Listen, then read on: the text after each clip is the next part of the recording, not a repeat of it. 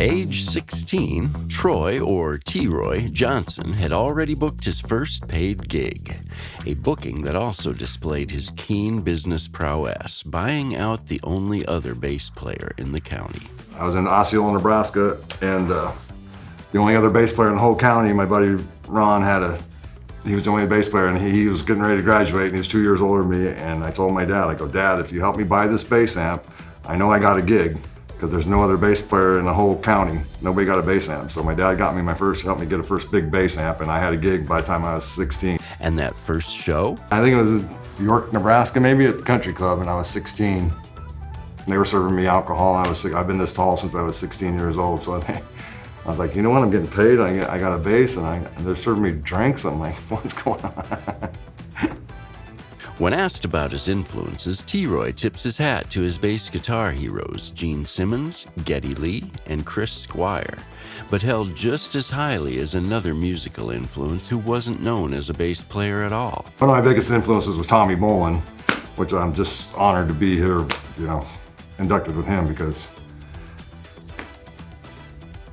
he was raised in Sioux City, Iowa, just self-taught and played with the biggest bands in the world. I was like, you know what? I think I could do that. These days, T-Roy takes great pride in his project, the instrumental trio JRZ System, in which he enjoys the dual role of bassist and primary songwriter. But the trio also enjoyed another success story. But we all played with Stephen Pearcy from Rat. He hired all of us in 2000 to be after he left Rat, and we were his version of Rat. Then it was on to a unique duo called Banjo Loco, where he got to create and perform on some very unique banjo basses. My first one was a snare drum with a bass neck on it, but Banjo Loco is me and a banjo player, and we'd play everything from bluegrass to Iron Maiden on banjos, and we have a CD of original songs as well.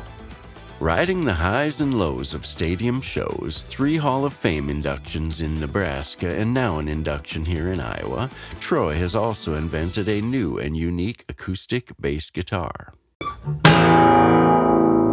It sings like a piano. It's unbreakable, it's loud, and it's durable. It's got tone.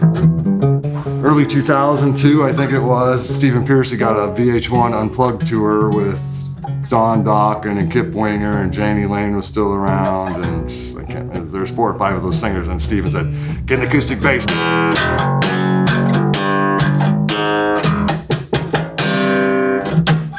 But it's durable, and you can play it on a strap, standing up, sitting down. It plays upright. I play it most of the time upright, like this, so you're good.